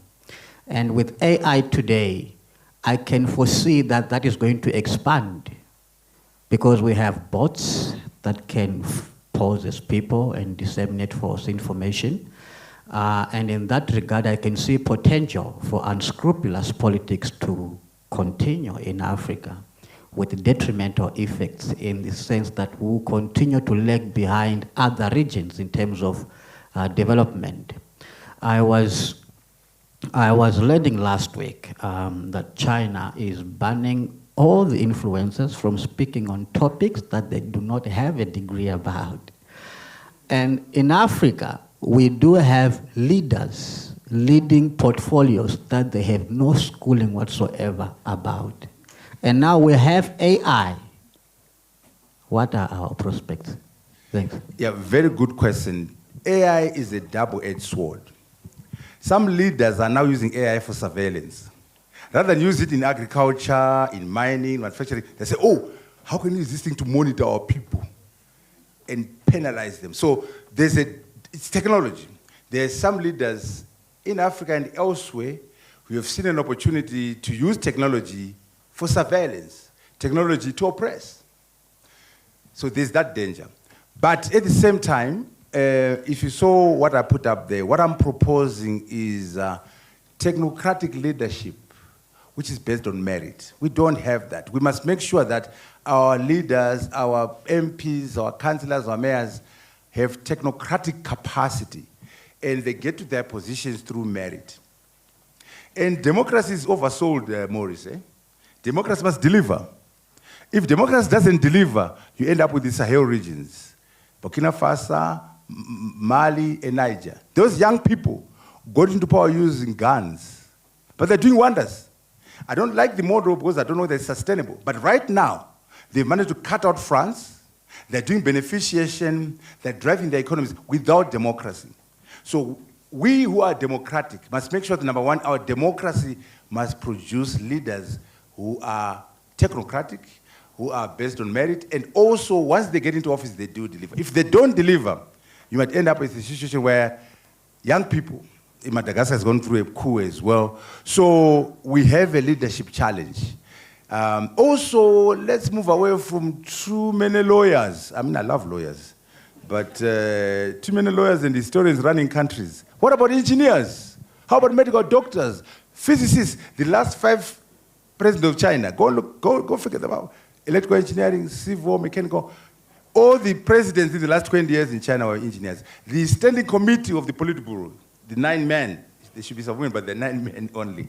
They are very technical. They're very, so, and by the way, the Chinese are doing these things without democracy. They have their own system called selection plus election. I don't know what that means. they say selection plus election. It's a very interesting model, but for them, it's delivering. So, again, why don't we be creative enough as Africans and come up with systems that do deliver? But you're very correct, unless we fix the leadership. But if you want, you could use AI to promote transparency, accountability, to allow for free and fair elections. You can use blockchain to make sure the elections are free and fair. But unfortunately, it takes a leader who means well to use technology for good.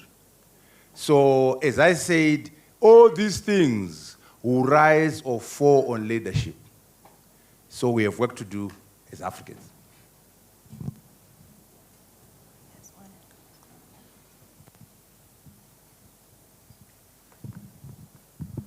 Kodali Madi, I'm in the finance services sector. So you touched a lot on it, right? But we see all these other countries, especially USA. USA's legislation runs behind the technological advancements, that you find that the technology gets there and then after that there is legislation, where particularly in SA, legislation sometimes runs ahead of how fast we developing, right? And that it stifles that advancements that we need. So how do we then have both, right? How do we have a private sector that's thriving and influencing government, and also have government watching over that? Because we see that the private sector is speaking less to government.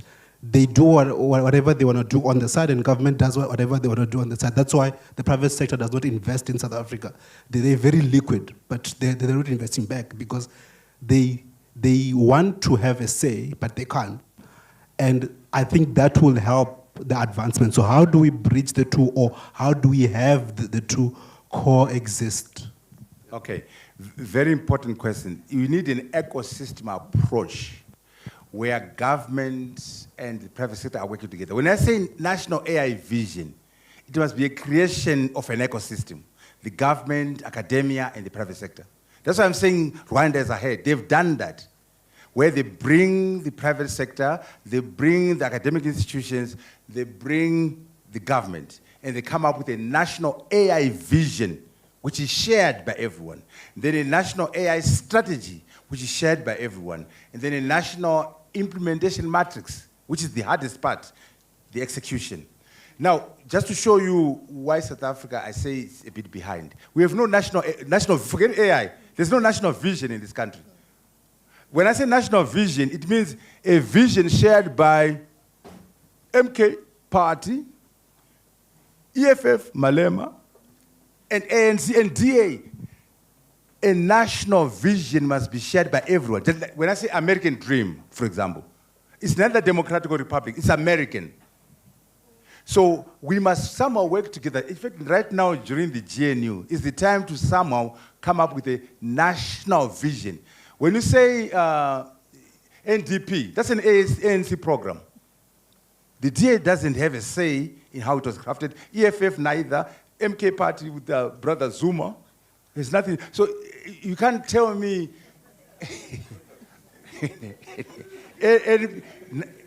So we need a national, which is the point I'm making. We need to bring everyone together, the different political parties and the private sector and the academy, and come up with a national AI vision.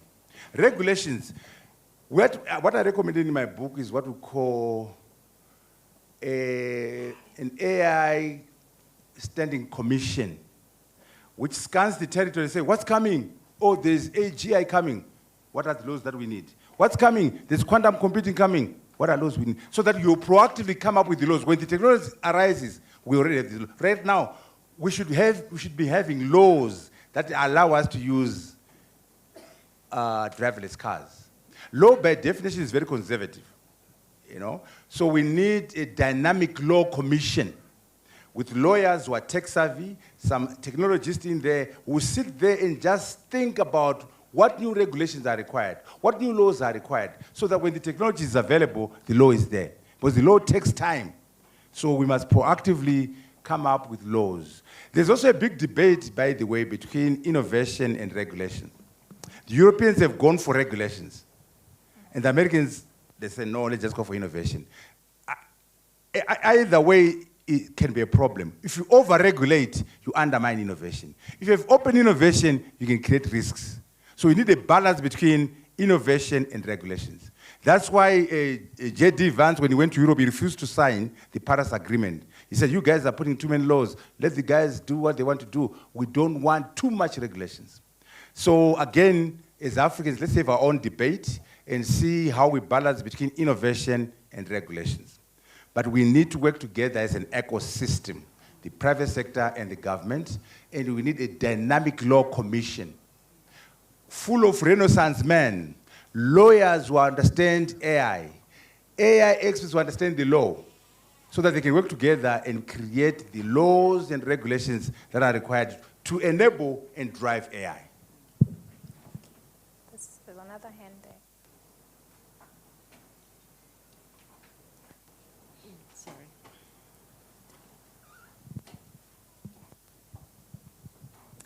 Good evening, Prof, and good evening, ladies and gentlemen.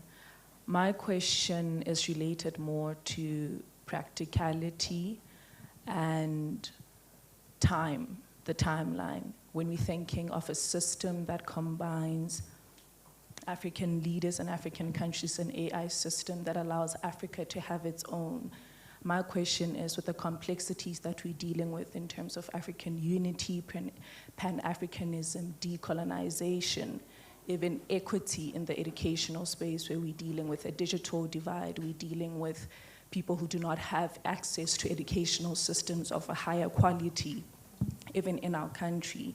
My question is, how long will it actually take us to reach the space where AI can support the sustainable developmental goals?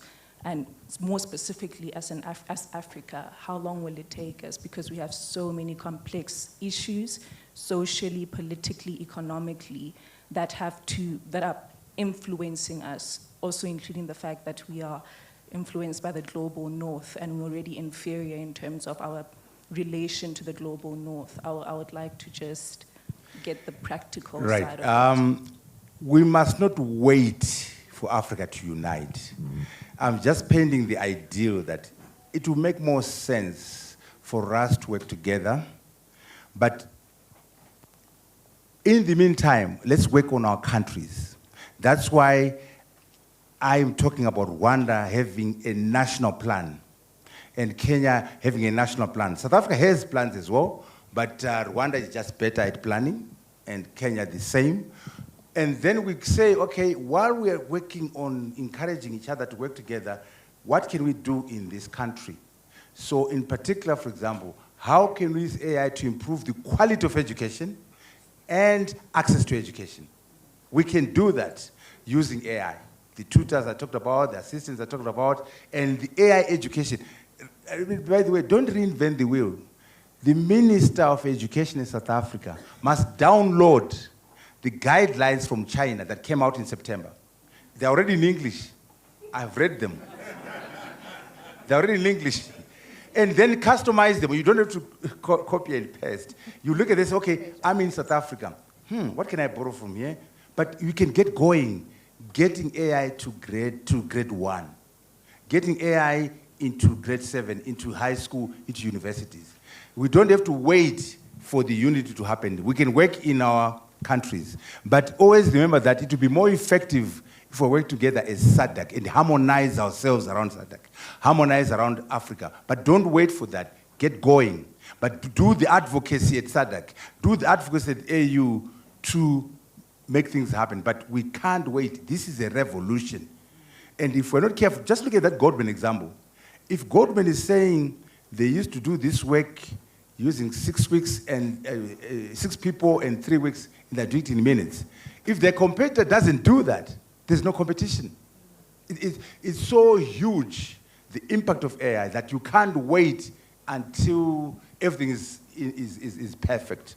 So let's learn from each other, learn from the Rwanda formulation, learn from from UAE, and then come up with your own program. You know, the person who knew how to learn was Lee Kuan Yew in Singapore.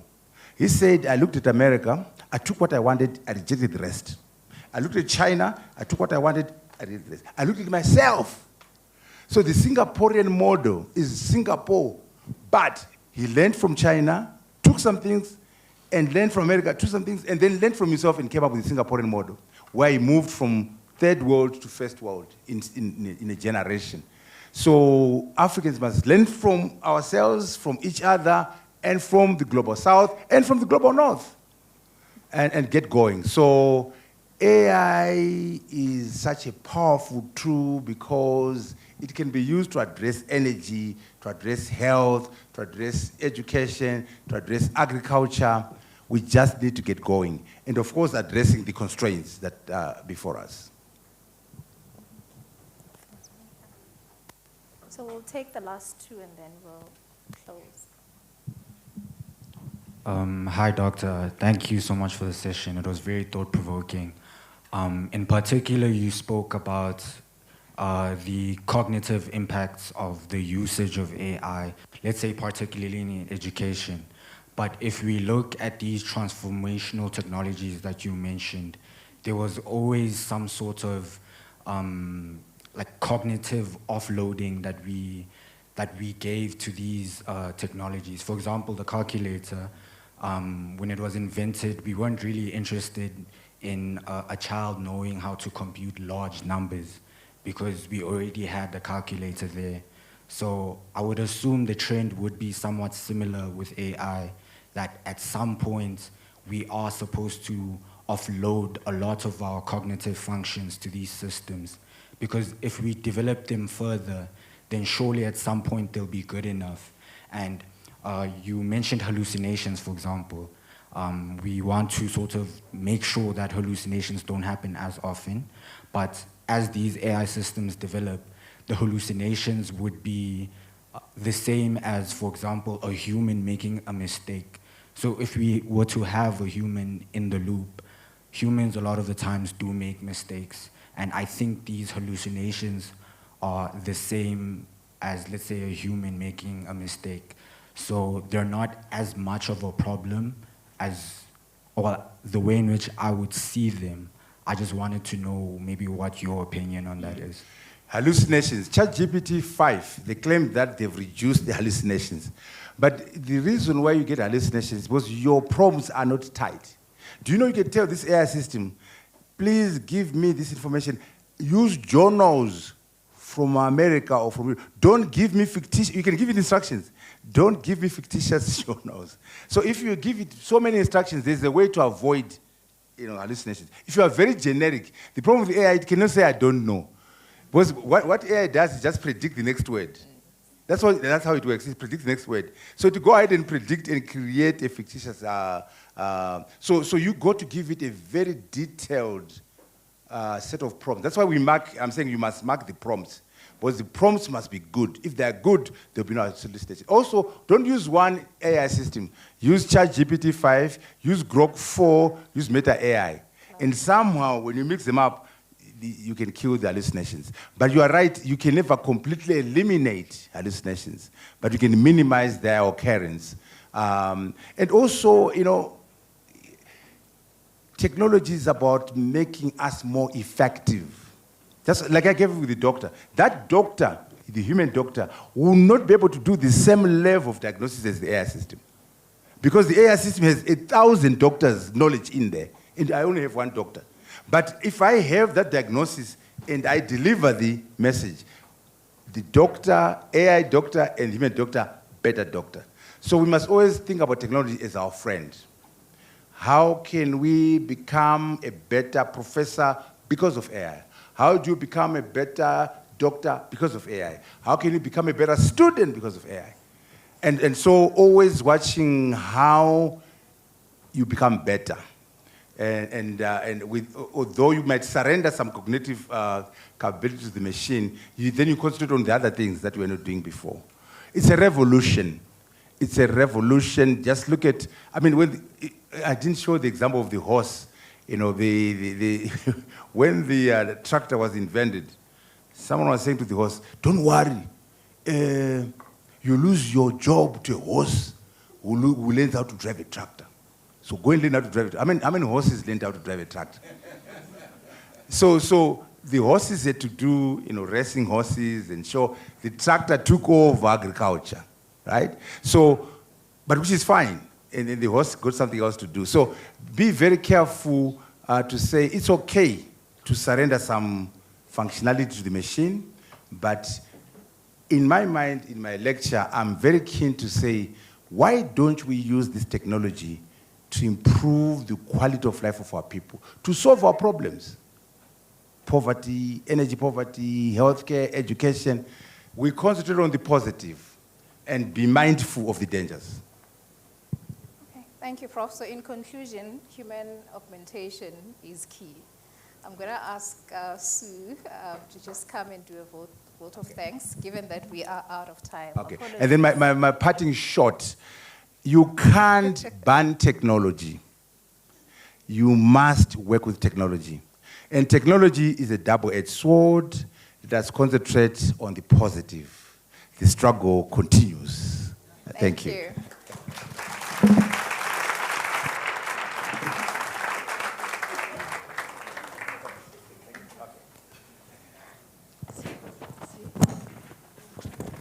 Thanks.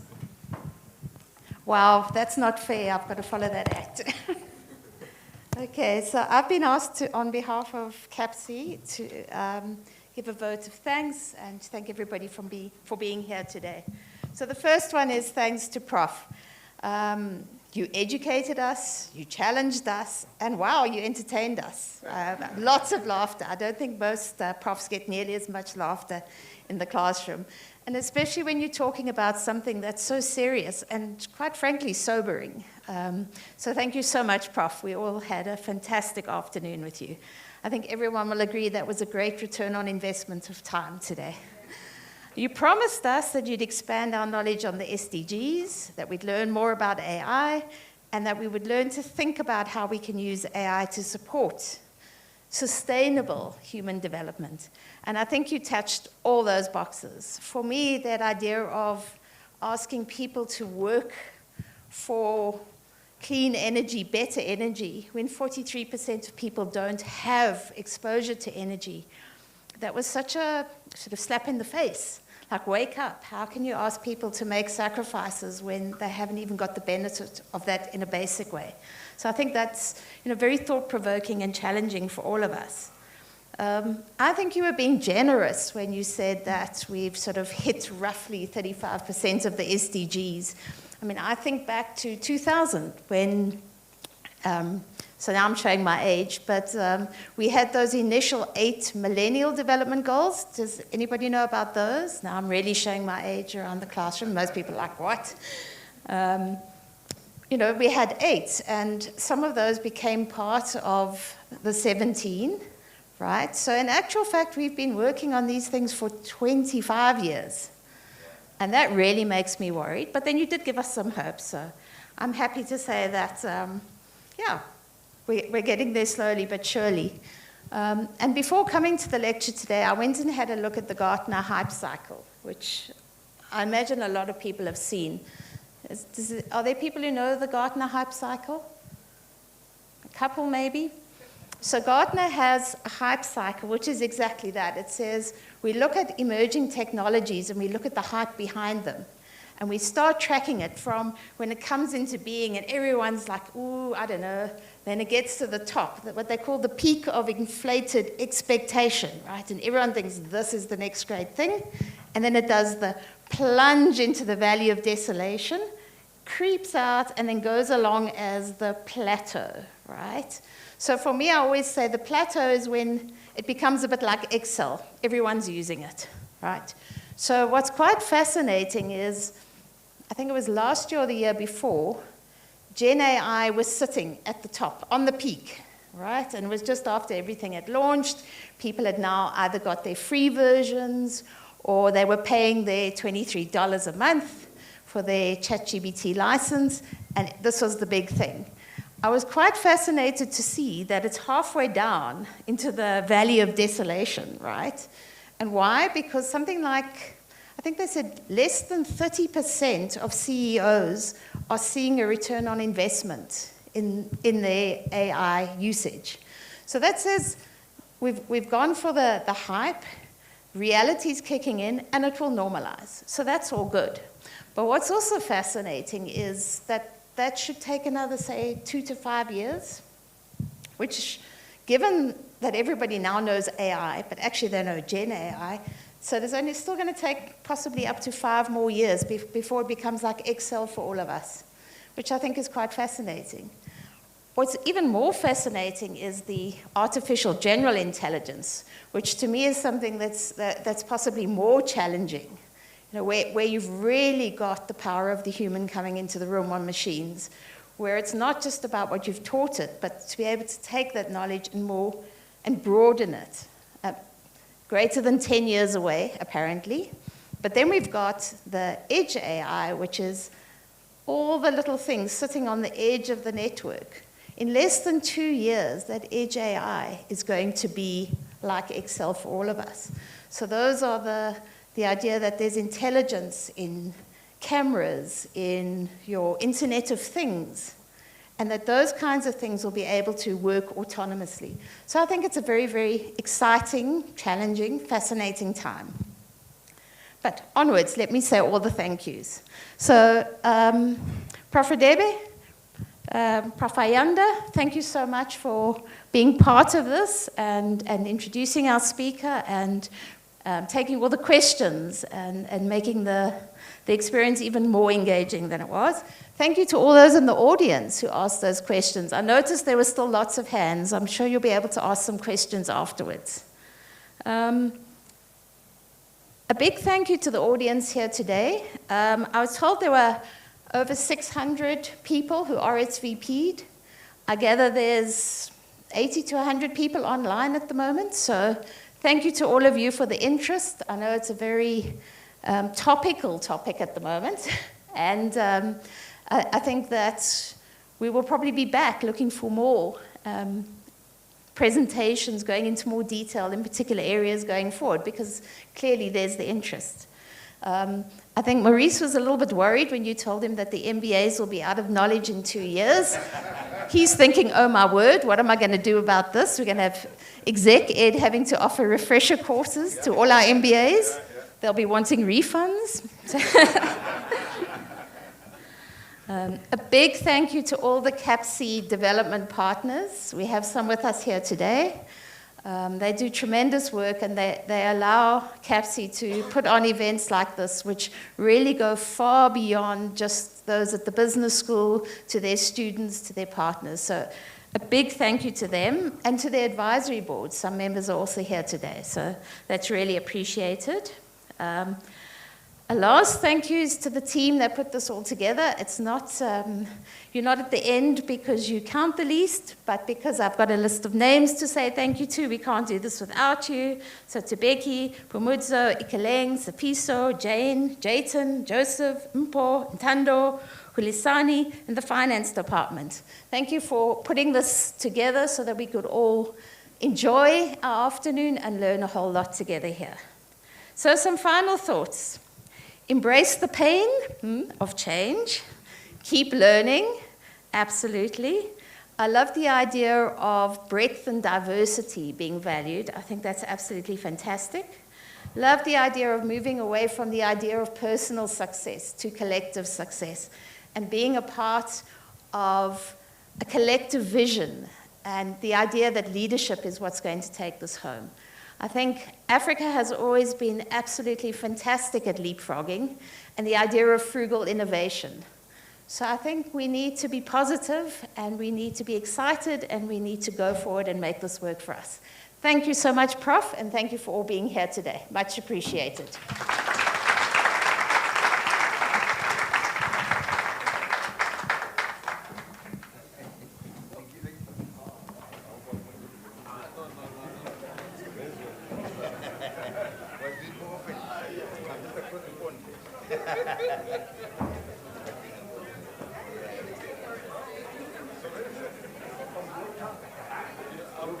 How much business?